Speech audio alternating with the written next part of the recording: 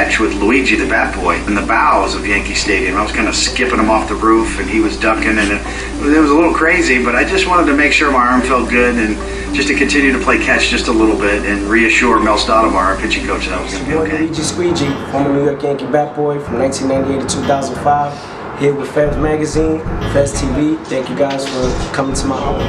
This is like my Walk of Fame right here. Right here got Bernie Williams, saying to Squeegee, the man, signed by Bernie.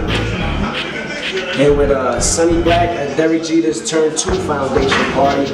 I told him at the table, put him in the back for me. And Chaz Palmatelli was a good dude, and I got him Jeter's autograph for his grandson because he's a real Boston fan. And we kicked it at Jeter's Foundation party. And I did it from 1998 to 2005. And those were the dynasty years. Can't never forget that. That probably would never happen again. Winning 3 World Series in a row with all the legends now that are now going to be Hall of Famers. Cole Ford, Mariano Rivera, Andy Pettit, Derek Jeter, and Jorge Posada. You probably never going to see talent like that ever again on any field, on any team. And that's me in all the team photos. Castillo. I'm always in the same seat. That's why we won 3 World Championships in a row. I was their good luck charm. All the other kids, they really rotated. Like they only do 1 or 2 years, but I did it for 8 seasons. And here with the late great boss George Steinbrenner and Mayor Giuliani at Shea Stadium. But we had on the home uniforms because that was the first time that they were renovating Yankee Stadium in the thing for us. I had a love for it when my father lied to me. God bless his soul. He told me he was a baseball player in the Dominican Republic. And he told me that in order to, be a baseball player for any big leagues, you gotta stay in school, and that he was a grade A student. He never finished, not even high school. And at the end of the day, at 9 years old, I used to, back then the sponge balls were $1. So I went to the grocery store. I used to always buy $1 and see who was around the neighborhood, grab a bat, pitch, watch the Yankee games, and try to be them, you know what I'm saying? My idol growing up is David Cone. So I used to try to be like him and everything, go into the street, throw the ball with my boy, Alex or Vice. And we used to be in a parking lot for like 5 hours. So I grew love for that because it kept me off the street and off the negativity from selling drugs or going the wrong route. So at the end of the day, baseball really started for me at 9 years old. And here celebrating in the newspaper, well, we beat the Mets in the World Series, Game 5, we were celebrating. And another team photo. And then Hideki Matsui, learned a lot from the brother here. He signed this for me personally. That was his first major league at bat. Well, it all started for me in 1997. Wanted to go to Yankee Stadium. The tickets were $6, but I didn't have a job, so I asked my mother for $6. And she told me, here's $6. I went to the stadium with my boy Alex. And first day at the game, Alex, we sit in a lady seat that we don't know, and she goes, you can't sit here. And we like, hold up, but it's a ticket, you can sit anywhere in the bleachers. And excuse me. And at the end of the day, the lady comes back and tells us you can't sit here, and Alex uses profanity, starts cursing the girl out, and the lady out, and the lady comes back with security. We get kicked out the stadium. I'm like, oh my God, I didn't even get to watch the game. What I'm gonna tell my moms and all of that. So I get back to the house. I had in my mind, I felt bad, so I asked my mother for $6 again, and I went the next day in hoping to find this lady. I met the lady again, I guess it was God's blessing, and I apologized on my behalf and my friend's behalf, and she took a liking to that because I had a Don Mattingly baseball card, and that was one of her favorite players. So for the 1997 season, I became part of the Bleacher Creatures. Those are the guys that ring the cowbells and cheer all the players on and get the crowd right. And then another newspaper article just carried Armando Benitez bag. And these players, they got a lot of love for me.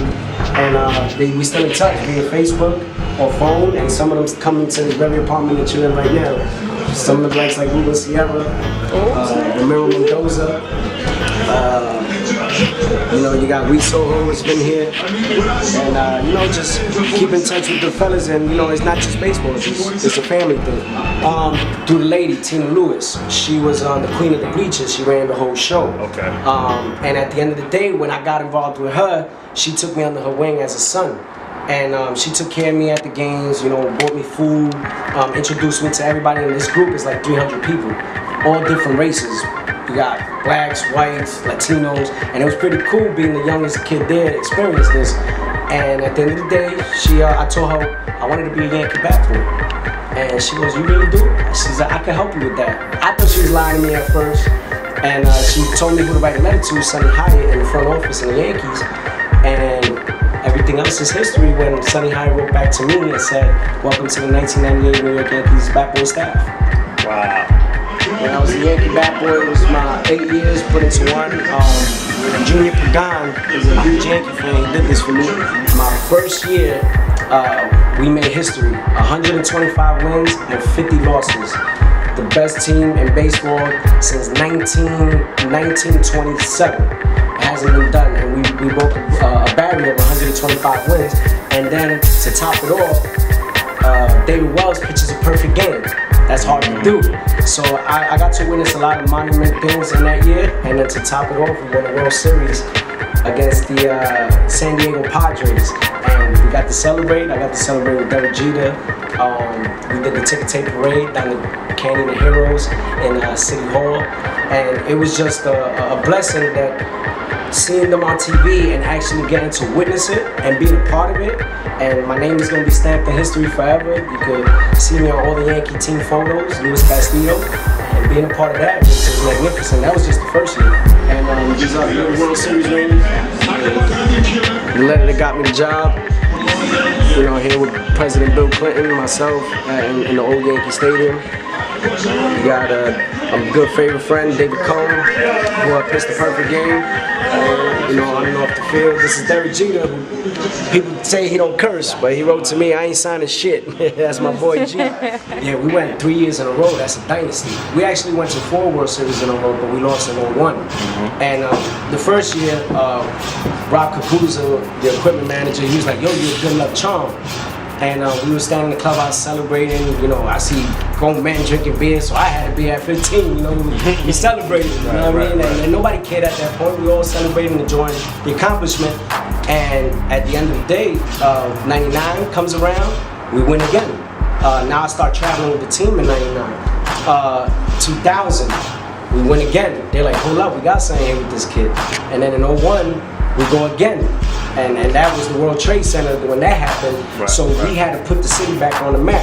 And we did, but we came up short in one game, Game 7, but we went to 4 in a row. So they kept me there, and I did it for 8 seasons, from 98 to 2005. Wow. That's a blessing, man. This is the good man, Reggie Jackson, Hall of Famer, the only ball in the world signed in Spanish. A lot of people don't know Reggie Jackson in Spanish. His real name is Reginald Martinez Jackson. And he said, "How a young kid like me knew his middle name?" So he signed that ball for me, and he said, "Always there for me, glad to call me a friend." Right now, I'm into acting. I have a children's literacy foundation called Squeegee's Children's Literacy. I got the name Squeegee by Derek Jeter. That's the captain. He nicknames everybody. Your name will never be the same. He's the guy that tells you if he looks at you and he feels like you're a certain character, he names you. And the whole team, even the whole baseball, that's gonna be your name for life. That's it. And at the end of the day, I do acting. I just did Homeland, some acting for Homeland. I'm in a project called Angelica. It's an independent film with 848 Management. I'm doing Borderline Cartel with GT Visions. I play a lead role. I play a hitman in that. I play Rico. And I did Blue Bloods. And I did a Marty R. Maker with Tom Sizemore from Black Hawk Down, which comes out next year. The goal is, my final ultimate goal is to be a coach.